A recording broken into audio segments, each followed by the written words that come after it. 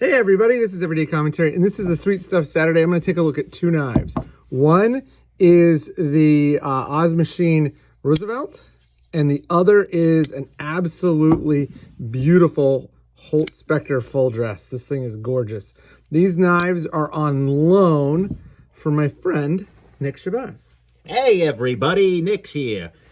So, Nick and I had a chance to meet up in real life.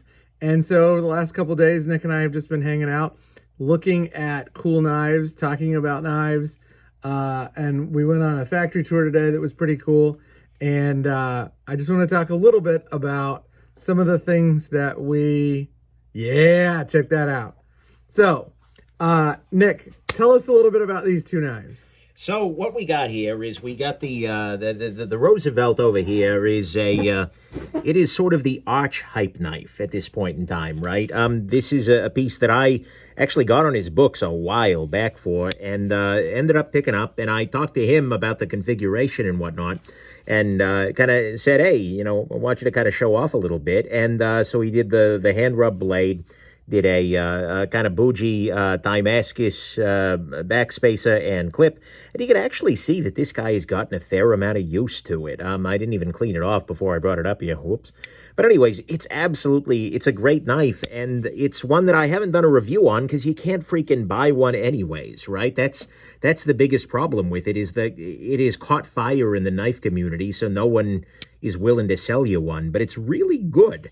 Right? It's just like, it's subtle, but Tony, am I right? This is excellent. The thing that's really crazy is the action is insane. Did you call it Rosie? The Rosie, yeah, whatever. I was like, okay, that's a little nuts. But the thing that really blew me away about this knife was just how good the action is. Yeah. And I think there was only one other knife that I can think of, the Tashi Baruchi designs, where it's meant to be an index finger flipper. And this is way better than that in terms of its action. It's dialed in so well. And this is, by the way, one of the earlier ones, right? He's got, let's see, what's the number 72? On this guy? Yeah, 072 is not, he's made a bunch of these since then, and they've kind of gotten better, is my understanding. Other dude is this Holt Spectre here. That knife is bananas. It is kind of wild. It's frankly wilder than I... This is my fanciest knife, I would probably say, by a good margin. With the Damascus. Wow, Damascus is the technical term, of course. But with the clip, the bolsters, as well as the blade here, it is a ridiculous knife in every meaningful way. They're no longer making the Spectre. May or may not be working to get a Morpheus that kind of not matches exactly, but yeah, so that's the story with this guy. This is another rare bird, unfortunately. But that's the thing, though. When I meet up with like knife friends, it's like, oh, have you seen one of these? Yeah, of course I have. Have you seen one? Yeah. And so it's like you have to bring the weird ones if you want to show. And Tony's got some where it was like, Tony, I gotta see, what was it, the Hinderer Dauntless, right? Yeah. Yeah, where it's just like, they don't I'm never going to get a chance to see that. So, you got to bring the weird ones if you're doing that. So what's your take on it, Tony? So the thing that I really love about this knife is the machining around this inlay. Like, you can see the material difference, but if you run your finger across, even if you do the fingernail test, it's only the difference in texture. You can't actually feel the transition. And that strikes me as absolutely bananas. And then up here, the machining up here that you can see, it catches the light. That machining is really subtle and incredibly beautiful.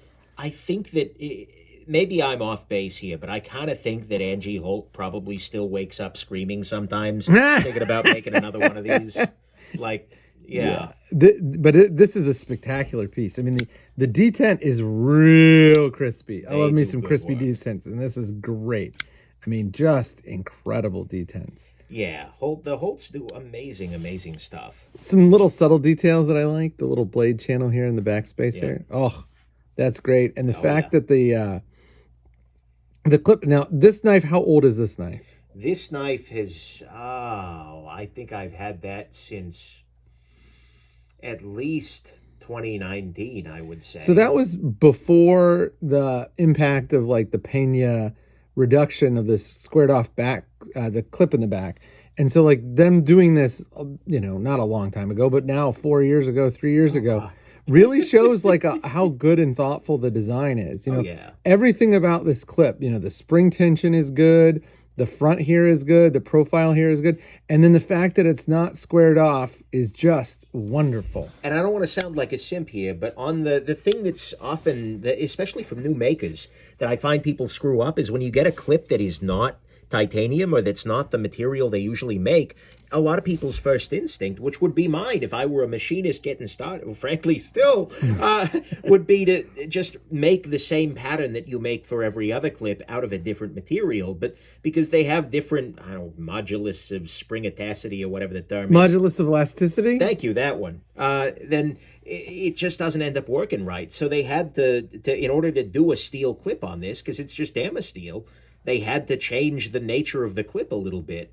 That's right? amazing. And so, and it works. It's a good clip. And that's not guaranteed when people try making a clip out of a new material. No, that is a degree of attention and forethought that is incredible. And, like handling this knife and handling this knife, they both tell me that these people are really good machinists. Yes. But it's those little details that tell me that these are people that are concerned craftsmen. Yeah, absolutely. And that's a wonderful thing. Like I film all these videos in my workshop, and like I'm not a good craftsman, but I do like to pretend like I am, and I take enough time that people would think I was. But just the little details make all the difference. You chamfer an edge here, you round off something there. You have this really incredible action on this knife. Those are things that they delight me they're like little surprises, little Easter eggs for Absolutely. knife nerds. Yeah. Talk a little bit about and I don't think we're going to be able to get this on video. Maybe we will, but talk a little bit about how the Ruzi's lock bar works. So I'd normally say, well, watch my disassembly, but I haven't put one up because if I do, the entire internet is going to yell at me at once. Not that stops them really, but no. So the thing that's really cool about it is that it is. So, like, okay, Chris Reeve in this, well, I guess it was originally, the large Nkosi was the ceramic line? So he made the 25, and I think the 25 was the first one, and then he made the Nkosi. Was the 20? Yeah, either way. With the ceramic detail. That's right.